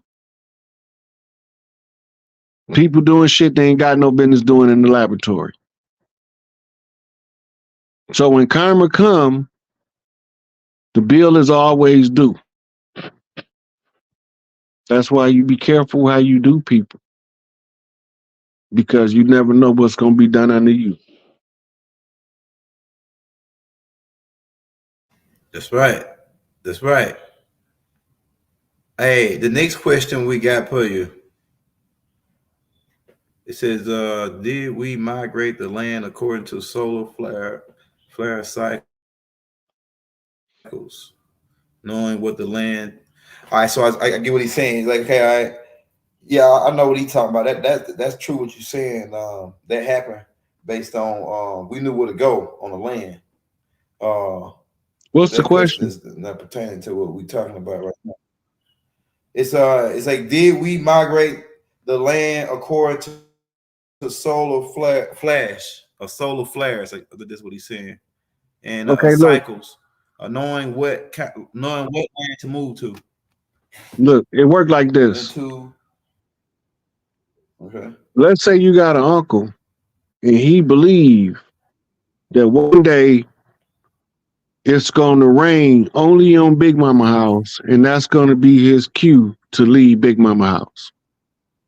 The show shit stink. He's 70 years old, been living with Big Mama, and it rained on Big Mama house and didn't touch the field. So he went in the house, he packed the shit up, and he left. And over the course of the years of him saying that, he had a group of the family that say, yeah, if you leave, I'm going to leave with you, Big Pop. Mm-hmm. So when he left Big Mama house, he took a following with him and set up a new tribe somewhere else. Different people have premonitions of when they supposed to make their own personal tribal move and to set up again. The infiltrators has blocked us from the ancient wisdom that allowed us to know how to move and what to read in nature that tells us when to move. For some, they have a vision, a dream of a solar flare, and when it happens, they know it's their time to make a certain move. because they've been communicated with spiritually that this is going to be his sign to do whatever it is that's the whole message is written in his DNA.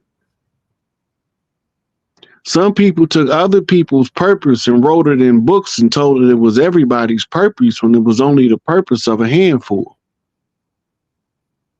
Right? And that's how you delude the masses into thinking they more than what they is, by giving them a false sense of superiority.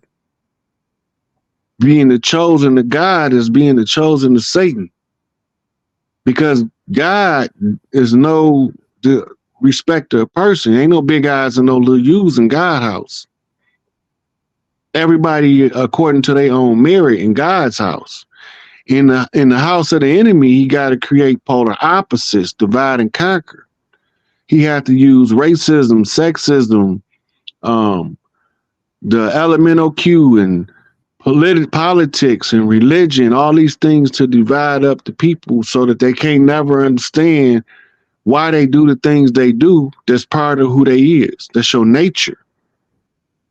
Your nature gonna figure out a way to make you perform naturally in whatever circumstances the society put you in.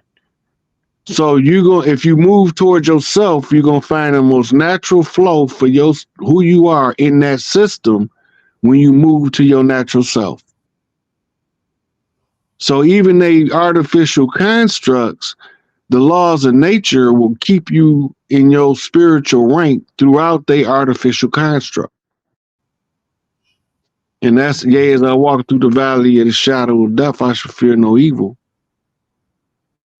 Right? And that's when the protection is there, because you moving according to what you naturally are, eternal.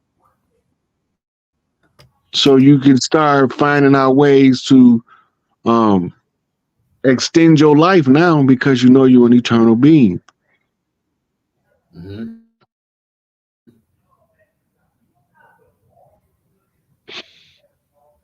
I'm not sure. So like what we ready.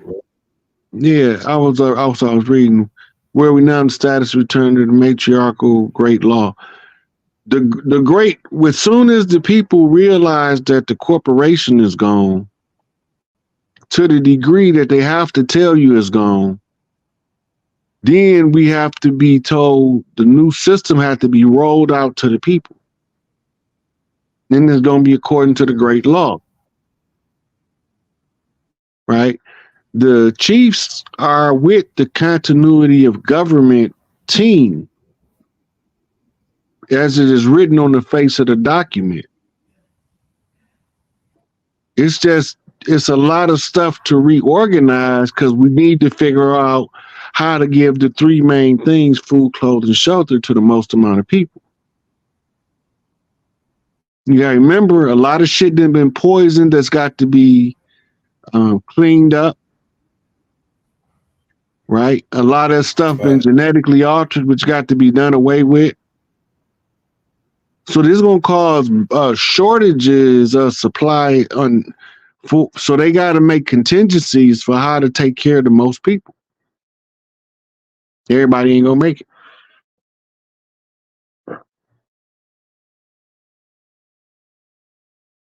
And while all that's going on, Earth's still waking up. Go ahead. Stolen by the museum. Okay, yeah. So, okay, Rod. Now, this is what people asking because they want a quick update. So, what are we saying now as far as all the stuff that you've been talking about, as far as them getting moved off the land, the parasites being removed? What part we still? I know it seems like we're gonna be to that deadline that Baba gave on 2030 till their system completely ends, right? So, but it seems like they at the last little pull out. So, where are we at now as far as them getting ahead, kicking rocks? I do know this. They already announced the Mardi Gras. Remember I was talking about the year-long Mardi Gras? That's scheduled for 2025. I know we got to build infrastructure next year. We're crunching time now, but I don't know no dates. I know that in order to have the Mardi Gras, we got to be back, and everybody got to be aware of what's going on. And it's a slow rollout, and the show getting on my nerves.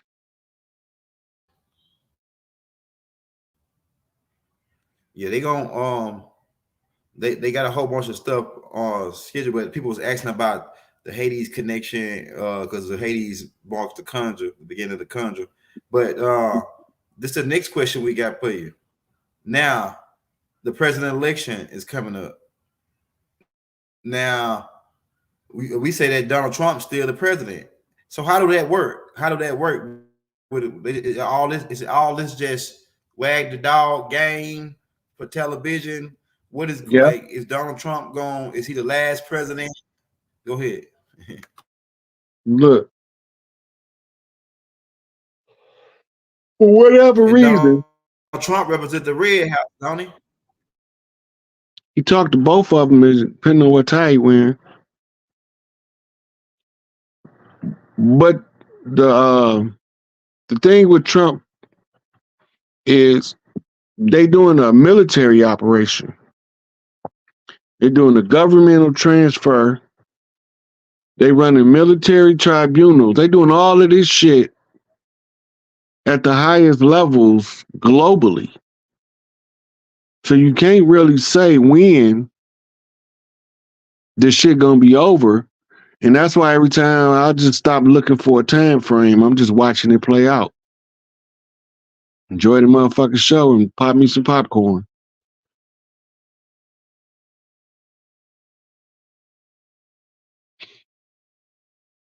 Hey, so we guys got to stay out their way, man, because we can't go for the pretty much the video you showed us, the dude talking.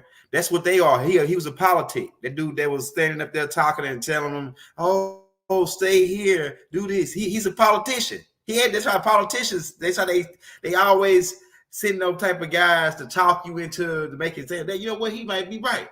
But that's how they made us feel with Obama. All the stuff Obama saying, he black, he can talk, he walk good, and then he started talking, and he telling us he talking us to stand on the plantation, and they punish anybody that think otherwise of what they told us. They call it disinformation, but they said they ain't lying. We ain't lying. We just engage in disinformation. You know what I'm saying? Mm-hmm. Yeah, that's part of the propaganda. You, that's part of their propaganda program. They got a whole propaganda program that they roll out to steer narratives. As long as they can steer the narrative and keep us confused about what's taking place, then they can keep us under their thumb. But sooner or later, the bill always come due. They're going to have to pay out.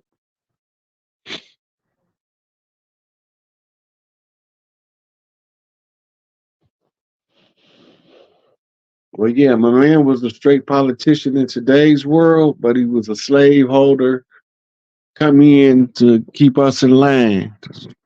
Institution block with the pale face.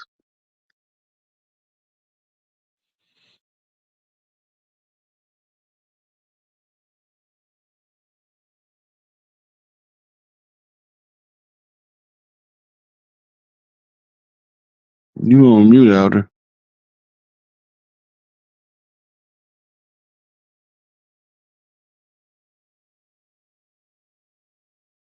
You still on mute.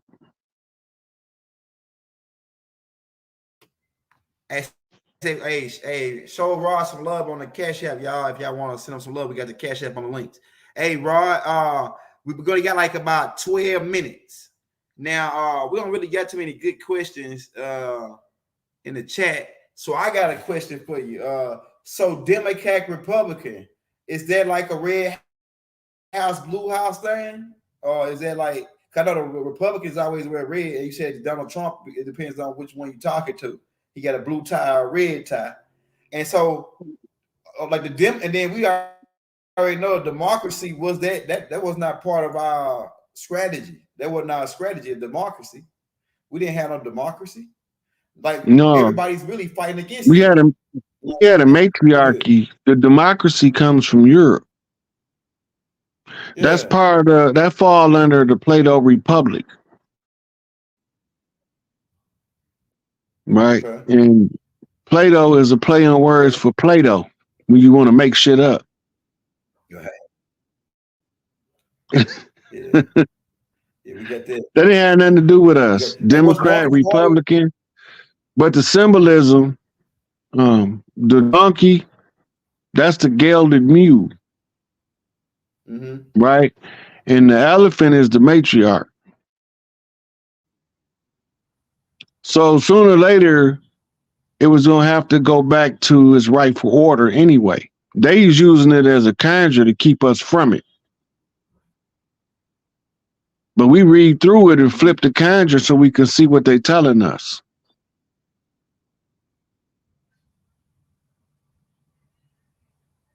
Hey, was Marcus Garvey part of the Blue House or the Red House? He was a Blue House. He was a Prince Hall Mason.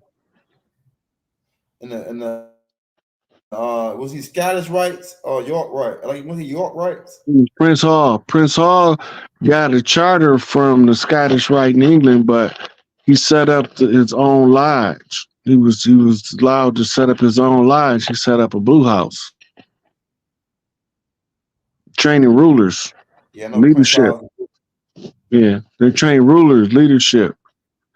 Red House teach you more like how to protect the assets.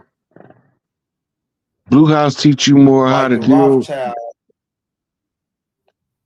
The Blue House No, teach no, you go ahead, more my bad. how to deal diplomatic with diplomatic matters.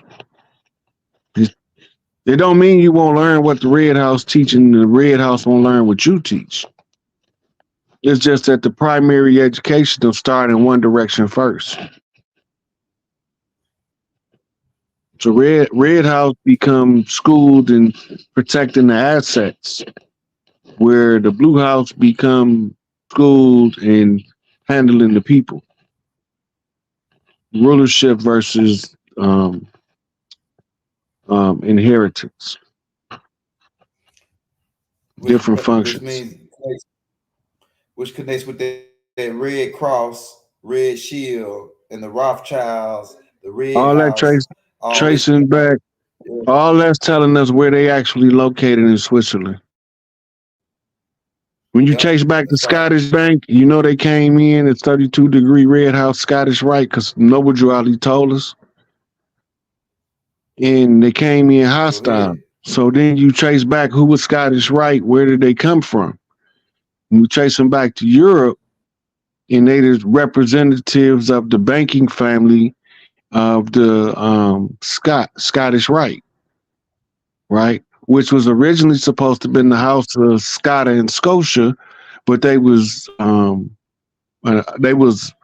chased off the land, and they came and set up over here, right? And that's how your black people get to invent hockey.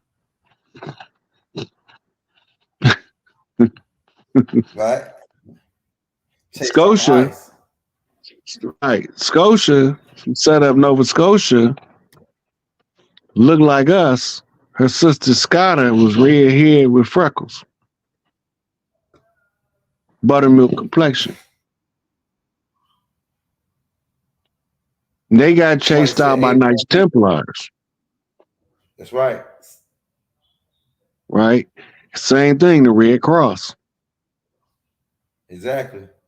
And the Red Cross of Switzerland, the only neutral party in the world.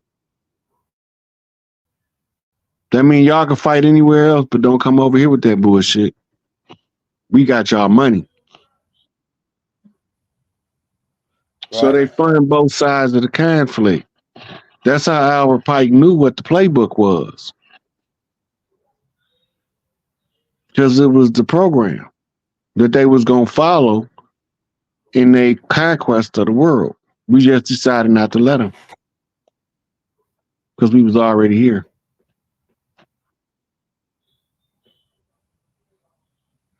Yeah, York Rice and Yorkshire, because somebody said that in the crowd, because yeah, we'll get into that. I got a whole tape on Benjamin Banneker, who's real Prince Hall. No, he wasn't. And he set up African Lodge number 459. 459, African Lodge number 459 was the lodge that he set up. And so it was 458 African lodges before Prince Hall's. That's a fact. That's a fact. Anybody can look it up. Anybody that's a part of the Prince Hall know I'm telling the truth. And you can't find no record. If they go dig that stone up they got, they ain't gonna find no bones or nothing in that grave. Because if you go figure, when you figure out the Masonic Code, you figure out that Big Ben Bay, who was the one that brought that African lodge over, because it's connected to Mansa Musa and them coming from West Africa with the masonry, because Mansa Musa is the one that set up the Grand Lodge of Timbuktu. And if you look at the Grand Lodge of Timbuktu and look at the Grand Lodge downtown in Pennsylvania, it's the same building type, same building structures. If you look at the architect from Mansa Musa came over in the 13 before the conquistadors. They came over before the conquistadors. The conquistadors is 1514. Mansa Musa was the 1310. But they covered the reason why I'm telling you that they covering up made up the Prince Hall story, because they was trying to say that Negroes wasn't Masons until the Caucasian made them Masons, and that's just not the truth. When we go all the way back to ancient, it's a difference from making them Masons and giving them a charter. He wanted the charter for a reason. Yeah, I know what that charter. The charter got power come with it in their system. Yeah, he know what he was doing. Yeah, he knew what he was doing. He knew that if he wanted to go back to the old system, he wouldn't have went there. He went to Ethiopia or Kenya. Right? They got the Great Mountain, Kenya. That's where Baba got his degrees over there. And he know how to talk to the elders on the mountain over there. So if he was making a power play. Right? And a lot of the characters in ancient masonry are all composite stories of an archetype that may or may not have existed. Right? This is the artificial constructing of the history. It's just a house of cards. If you pull the right cards, all that bullshit come tumbling down. Right? But if you build on a solid foundation, you can't be moved. This is what the whole game is. That's the card game aspect. But it's also a gambler's aspect to it. Because if you go back to the old Anunnaki stories, you know all of the guys like to gamble. So why you think Vegas is set up? Why you think Atlantic City was set up? Right? Because the guys' pockets get itchy. They got to put that money somewhere. The what? That's right. Nano. Matter of fact, now go ahead. I don't cut you off. Go ahead. Okay. Then you got Nano had that same Nano. All of them. They like to drink beer and gamble. The elder guys like to drink alcohol and gamble. Right? That's the difference in them. Right? So when you see the repeat of the culture bubbling up of what they told us in the tablets from thousands of years ago, in every culture in the middle of it, that same signature is repeat. I mean, it's the same motherfuckers. Mm-hmm. The signature can't repeat on different motherfuckers. It got to be the same motherfuckers. The same signature. It's the same person. It's the same filthy hand behind the scenes. That's why it's important for us to know our culture. And then the whole Yaku grafted devil story makes different sense to us than what it would to a person that don't know our culture. Yeah. Because they can tell us a story that in the story don't have to be true to get the truth across in the story that they telling us, but we don't remember our culture to that magnitude. And Dr. Clark told us. Let's take it home, Elder. That's right.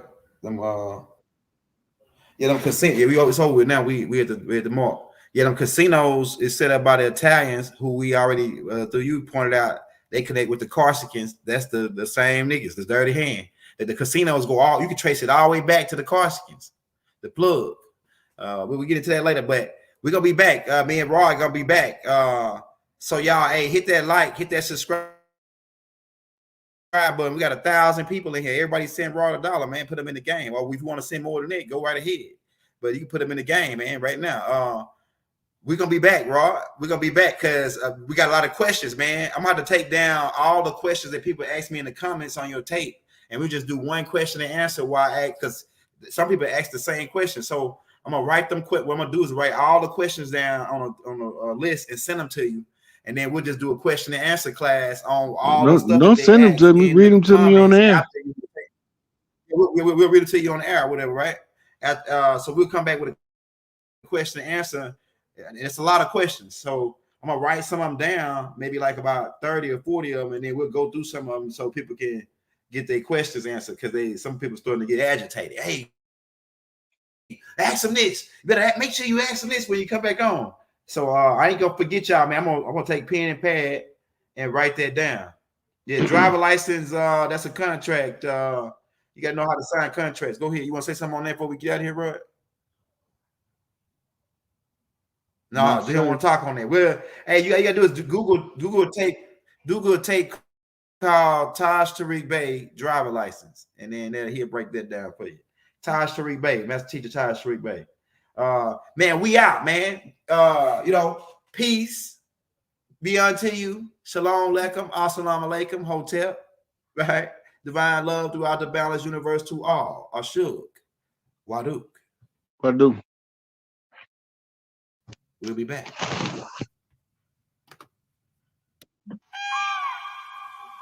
Never have it been made so clear.